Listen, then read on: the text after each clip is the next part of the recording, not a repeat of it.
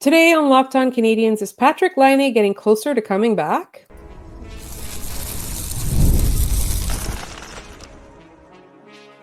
You're Locked On Canadiens, your daily podcast on the Montreal Canadiens, part of the Locked On Podcast Network, your team every day. Hi there, everyone, and welcome to episode 1188. And today's episode is brought to you by FanDuel. You can start the season with a big return on FanDuel. New customers can place a $5 bet, and you'll get started with $150 in bonus bets if you win your first $5 bet. Visit FanDuel.com to get started.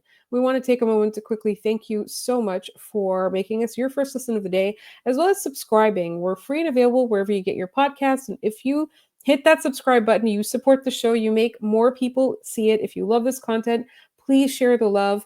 And we thank you so much. So on today's episode, we are going to be talking about Patrik Laine. He was practicing. No contact jersey, but we're still going to talk about it. And then we're going to talk about as well, Rafael Harvey-Pinard has been loaned to Laval for a conditioning stint. Players coming back, how that's going to affect the lineup, who gets kicked off this lineup. And then at the end of this episode, in the last segment, we've got a little bit of a treat because things are not going well in Ottawa. And you know how much we hate when that happens. And so we will be talking about that in our last segment. But first, I have not even introduced my wonderful co-host. My name is Laura Sava, also known as the Active Stick. And I'm joined by my wonderful co-host, Ian Bover, also known as Maybe It's Ian. Ian, how excited are you about Rafael Harvey-Pinard being loaned to Laval? And then Patrik Laine practicing with the guys wearing a no contact jersey.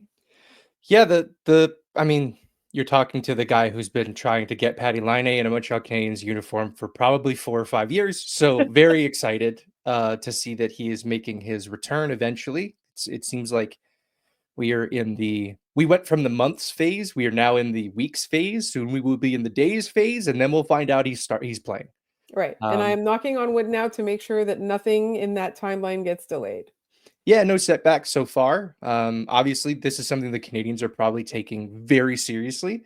But you watch the clips of him practicing, and it's very much him testing that leg out, right? He's making tight cuts, he's doing crossovers, and a lot of it too is he's doing his shooting drills because he's trying to get back into, shooting the puck again, which is something he hasn't done save for like a game and a half in the preseason for about a year.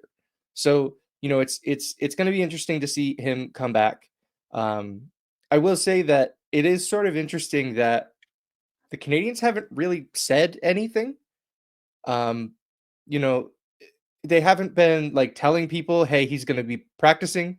And to be clear, he did not practice a full practice with the Canadiens in a no contact jersey. He was out there doing some work beforehand. He stayed out for a couple of drills and then left. But still, that's an incredible. I'm still taking it. I'm claiming it.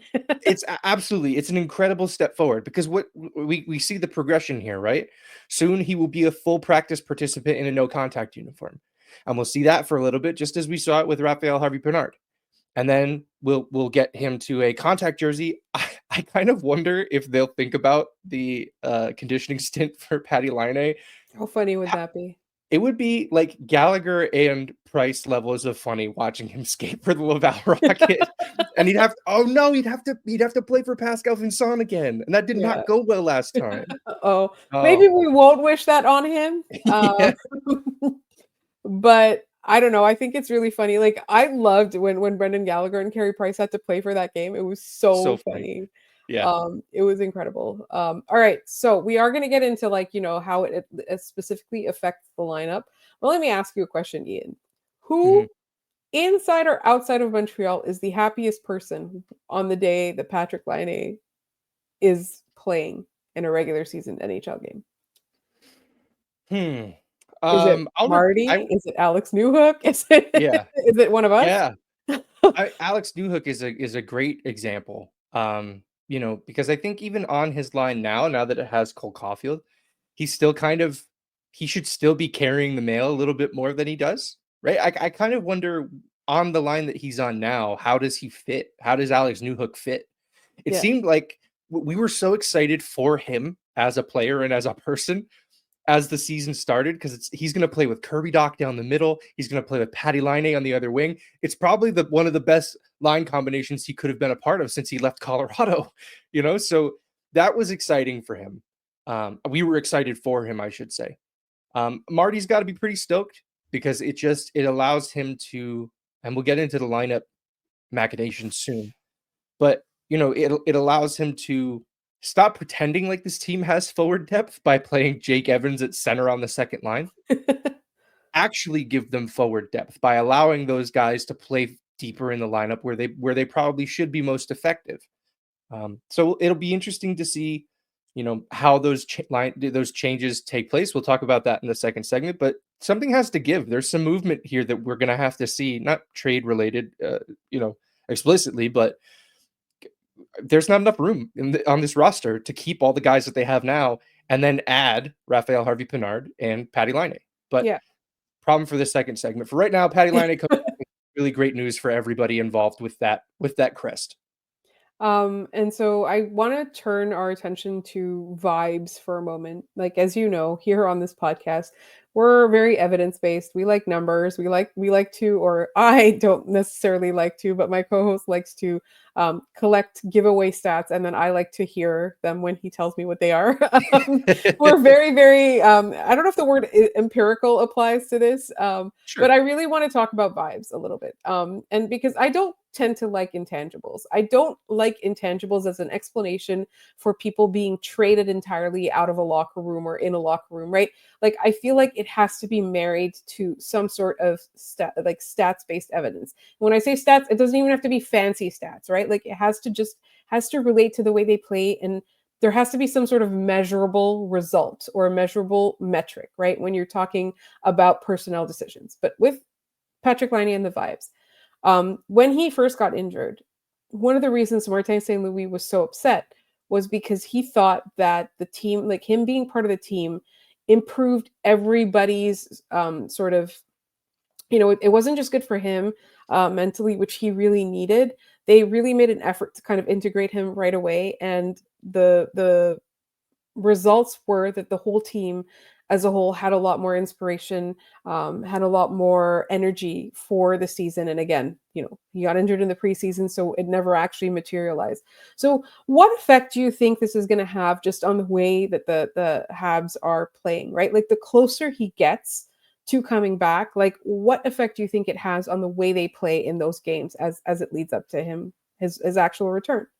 Yeah, I think the way that they're playing now and the way they probably feel about their game now, if they can extend this feeling, I'm not saying go on like a 10-game win streak, but just extend the feeling of we're playing some of our best hockey right now.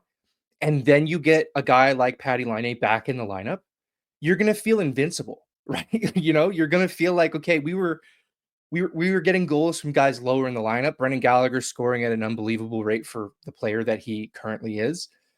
Jake Evans has stepped up big time in the absence of another center down the middle because they want to play Kirby Dach on the wing. I just think that you're going to get him back, and finally, the team that we thought was going to take a step is going to play hockey in front of us, right? Like, that's the thing for me. Everyone talking about the Canadiens, oh, they said they were going to take a step. Yeah, we added Patrik Laine, and we lost Jordan Harris, and then Patrik Laine got hurt, and we have essentially the same roster as last year with Kirby Dach and Lane Hutson. Like, that's not going to move the needle too much for a team that, like, their issues are a lot more systemic than that. Right. And speaking of Absolutely. Lane Hutson, I think that that's another guy who is going to love playing with Patrik Laine. I've talked about it. Like, Lane Hutson has been putting goals on people's sticks, and their stick turns into a wet mop. Like, that's not going to be something Patrik Laine does. I think they're going to be incredible together.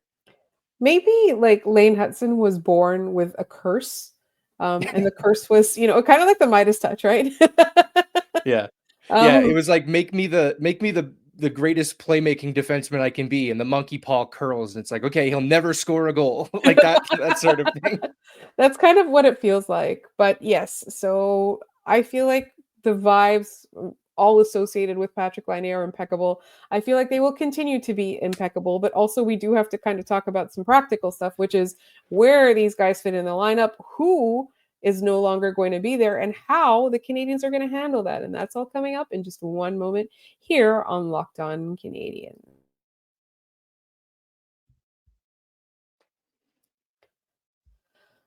This episode is brought to you by FanDuel. Get ready to tackle the NFL action with FanDuel, America's #1 sportsbook. Because right now, new customers can bet $5 to get $150 in bonus bets if you win. The FanDuel Sportsbook app gives you everything you need to place live bets on the NFL all in one place. So when you get a hunch in the middle of the game, you can check out the latest stats, view live play-by-play, and so much more on the same page where you place your bets. Just visit fanduel.com to join today. You'll get started with $150 in bonus bets if you win your first $5 bet. That's fanduel.com. Never waste a hunch and make every moment more with FanDuel, an official sportsbook partner of the NFL. This episode is also brought to you by Game Time. I love the idea of watching a basketball game live. It's honestly like that squeaking. I know people find it annoying, but like there's just something about it. It gives me that same feeling as like a baseball game does, right? Loving the NBA. And if you want to get tickets to an NBA game or any kind of event, like it could be a concert, it could be a comedy show, all kinds of stuff in your area, Game Time is really where you should be going because they have so many deals. They have it's so convenient. There's a feature that you can toggle actually that you see the all-in pricing, so you won't be surprised by hidden fees when you're checking out. And for me, like it's a no-brainer. Toggle that. And right now, Game Time is having an exclusive zone deal for the NHL Winter Classic event at Wrigley Field. Go to the Game Time app to purchase tickets and get 10% off bleacher seating and 20 to 25% off on home plate area seats. It's the Winter Classic. And so honestly, all you can do is take the guesswork out of buying tickets with Game Time Picks. Download the Game Time app, create an account, and use code LOCKEDONNHL for $20 off your first purchase. Terms apply. Again, create an account and redeem code LOCKEDONNHL for $20 off. Download Game Time today. What time is it? Game. I think that's the fastest I've ever talked. All right. Let's talk about how the potential return of Patrik Laine and what seems to be the even more imminent return of Rafael Harvey-Pinard is going to affect the lineup. So obviously, right now, like there's a logjam on this lineup. There's some guys that haven't played in a long time or don't get to play a lot, or Marty talks about it, gets asked about it a lot on the in his press conferences. So who ends up being the odd man out now that we're getting potentially two forwards the Canadiens? I mean, one is an unknown quantity, but is a second round, is a second overall pick, and then Rafael Harvey-Pinard, who the Canadiens have been able to rely on. I'm going to say the word rely. Yeah. What happens now to this lineup? Yeah, and it's another moment where if listeners of this show will know that we were, at least I was, it was during a solo episode, I was ahead of the curve on this one. We talked about what happens when those guys come back in that week, and then the next day it was like Rafael Harvey-Pinard's practicing. So usually podcasting is an art where you become obsolete within moments, and this time we got ahead of it. So that was a big win here for us at Locked On Canadiens. Look, I think that there's an easy way to do this, and there's the way Marty's probably going to do it. At first, I think Rafael Harvey-Pinard probably comes back first. It seems like he's further along in that progression. The easy thing to do would be to take Lucas Condata and take him out of the lineup, move Doc back to center, and slide all the centers down a line. Evans to the third line, Dvorak to the fourth line. And then look at that. Everything's fine. You can find it, put Harvey-Pinard on a wing somewhere. Cool. Marty doesn't want to take Doc off the wing yet. I think he's still trying to rebuild that guy's confidence. If today's practice was anything to be seen, he looked very upset at the way he was playing. It doesn't seem like this whole playing him on the wing thing is particularly working, but he wants to do that. So I think what will likely end up happening instead is Emil Heineman will come out of the lineup, which is too bad. I've liked his game. But at any rate, when Laine comes back and they're both back, and barring any other kind of injury, they're going to have to put Doc at center. It's the only way any of this makes sense. So we better hope that his confidence is rebuilt by the time Patty Laine and Rafael Harvey-Pinard are playing games again, because otherwise the roster doesn't make a lick of sense. Because then you're talking about scratching like a Yoel Alamia, which Marty's probably not going to do, Josh Anderson, which Marty's definitely not going to do. So like it becomes a you're stuck between a rock and a hard place. And honestly, RHP, rock and hard place. Oh wow, man, that's great. But yes, so I think it honestly, like you're saying, he's going to have no choice, and I really hope he does it, because that's going to make Alex Newhook so much happier, and it's really going to bring out the best, or optimize the Patrik Laine. Like that's what I'm going to call it, optimize, right? We're using corporate words right now. We'll find a way to put synergy in there somewhere. Like there'll be lineup synergy. How about that? They can circle back and look at the decision and see if it was the right one. But honestly, like one of the reasons I'm most excited for this is just because we're getting mailbag questions almost once a week about Alex Newhook, right?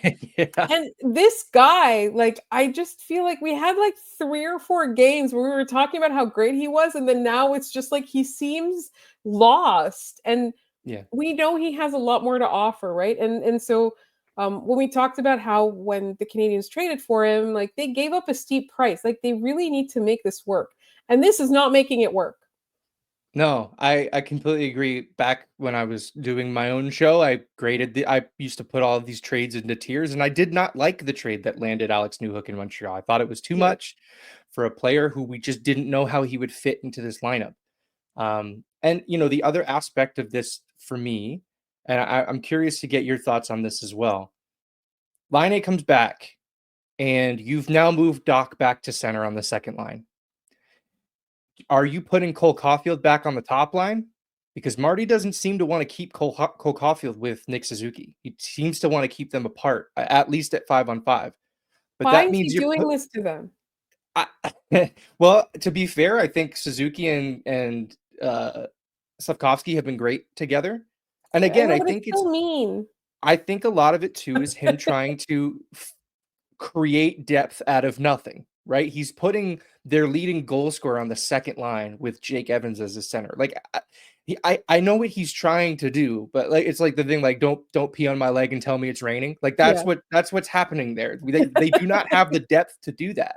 Yeah. So you're in favor of putting Cole back on line one. Yes. And Laine slides in on the second line. I think that's how it's going to have to be, because I don't want to put Patty Laine out there on the top line as soon as he comes back. That makes no sense. He might end up there, like, later. Yeah, a few weeks later. After a few weeks, right? And I think that's totally fair, right? Because he has that talent, he has that ability, and we had him slotted there.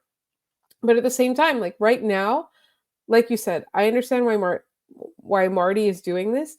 I just feel that we know that there's no depth here. We are aware of this, right? So while you're trying to force a system to work on the back end, like the offense too, just put what works, Yeah.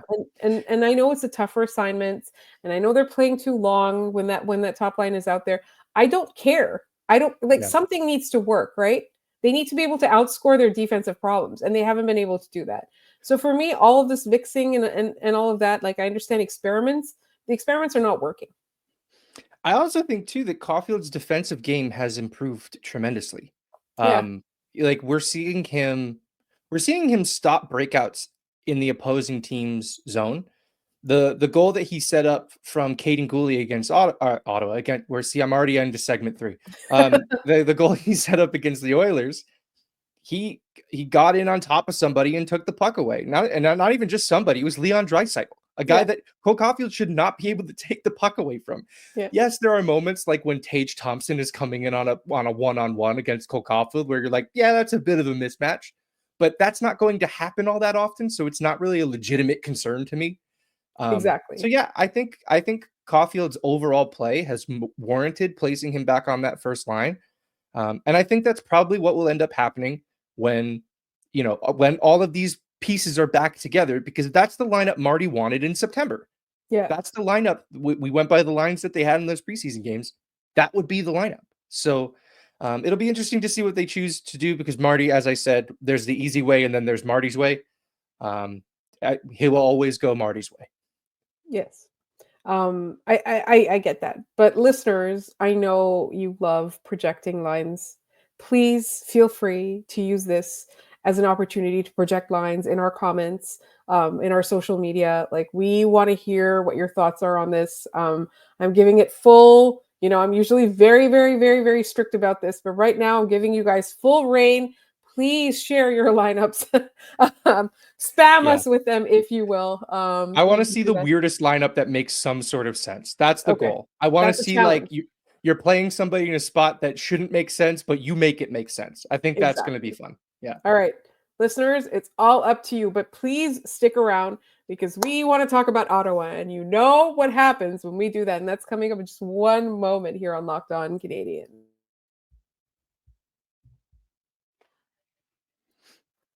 First, this episode is also brought to you by Prize Picks. Prize Picks is the best place to get real money sports action. With over 10 million members and billions of dollars in awarded winnings, Prize Picks has made daily fantasy sports accessible to all.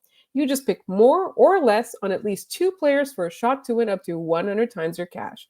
Run your game all season long on Prize Picks. Prize Picks invented the flex play, which means you can still cash out if your lineup isn't perfect. You can double your money even if one of your picks doesn't hit. Sign up today and get $50 instantly when you play $5. You don't even need to win to receive the $50 bonus. It is guaranteed. PrizePicks also offers weekly promotions that can lead to big payouts like Taco Tuesday each Tuesday. With PrizePicks, you can win money as your favorite players collect points and turn your predictions into cash. Download the app today and use code LOCKEDONNHL to get $50 instantly after you play your first $5 lineup. I'll say that again. Download the app today and use code LOCKEDONNHL to get $50 instantly after you play your first $5 lineup. Prize Picks. Run your game.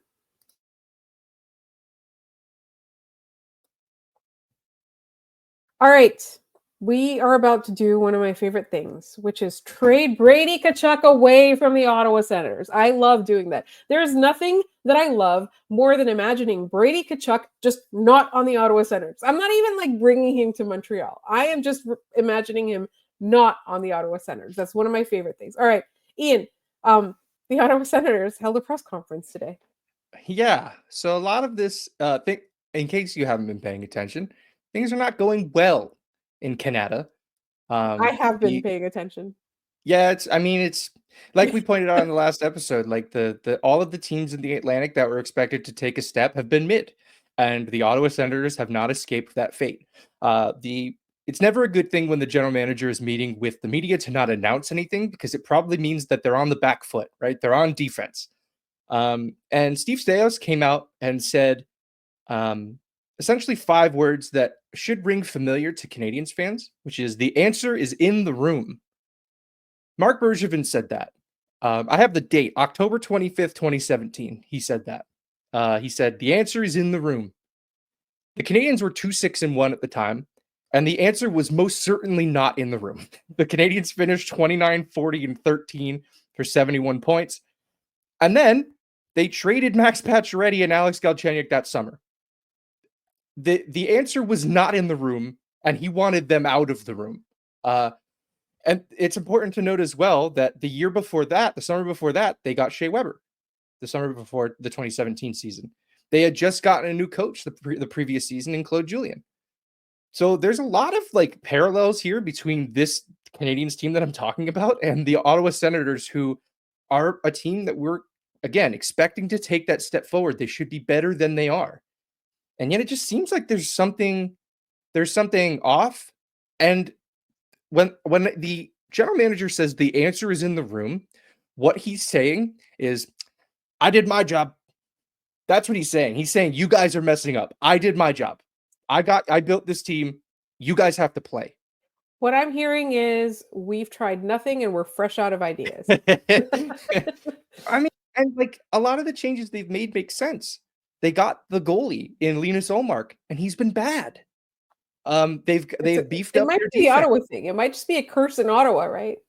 Yeah, I don't know. I really like a lot of the players. Brady Tkachuk's one of them. I'd I kill know. to have that guy on the Canadiens. I know. He's he's a lunatic. That's what you win with lunatics. I hope Yeah. people understand that. Like, there's a reason why his brother Matthew is incredibly successful because he's on a team that is really good, but he's a lunatic and Yeah. he adds to that really good team by being an incredibly skilled lunatic. And even in the, like, they went to the Stanley Cup Finals twice. Even the one they lost, like that whole run, he carried the team on his back almost, right?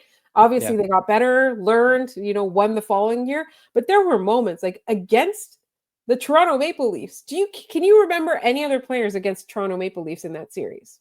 No. It was like, oh, Radko Gudas yelling in their face after they won. Yeah, yeah. that's the one I remember. But yeah, like it was like, and they're not the same player, but they bring similar energy, right? For I would sure. say that, like, Matthew's way crazier. Brady Tkachuk is a little bit more, I would say, a little bit more centered. I'm going to put it Yeah. as, but that's the thing. So, like, if you are the Ottawa Senators, are you listening to offers on Brady Tkachuk at this point? If I'm the Ottawa Senators, I'm not listening to offers on Brady Tkachuk. That's a guy I want to keep. However, 100%. if I am Brady Tkachuk, I might be trying to get the heck out of Ottawa. My brother forced his way out of Calgary, Yeah. and he won a Stanley Cup. You've watched a lot of players, a lot of very high-profile players ask their way out of teams and get immediate success. Jack Eichel's another one. He left Buffalo and almost immediately won a Stanley Cup. And that team is still an incredible contender for a Stanley Cup. If I were Brady Tkachuk, I would be looking around at my peers going, why can't I have this? Yeah. Like, he's an incredible player. Tim Stützle is an incredible player. We give him a lot of flack for his theatrics, but he's not the only one in the league who does it. He's just the one that we kind of like picking on the most. But, Because he's in Ottawa. yeah, Thomas Chabot, fantastic defenseman. Why is this team not ready yet? The rebuild was over years ago. Like, I really struggle with the idea that, like, the Senators should want to get rid of Brady Tkachuk. Brady Tkachuk is what's right with the Senators. Like, any contemplation about trading him, to me, like, if someone said they traded Brady Tkachuk, I would have said, well, wow, he must have wanted out then. Yeah. Because it doesn't make any sense for the Senators to do it. 100%. And that's the thing too. It's like with Bergevin, he legitimately made that decision, right? Like, he deliberately made that incorrect decision. The Sens are not going to do that.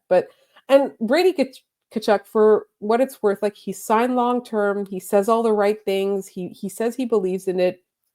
Like you said, they made great. This is the second year in a row that we say that the Sens have made fantastic moves, and it's the second year in a row that it looks like this at this point in the season. It's rough, but I just want to say one thing. I don't know where he would end up if he were to try to force his way out. But our good friend Jay Foster of Locked On Blue Jackets said something that made me laugh so hard in my car that I snorted water out of my nose. He said he should go to Florida and they can be the real Tkachuks of South Beach.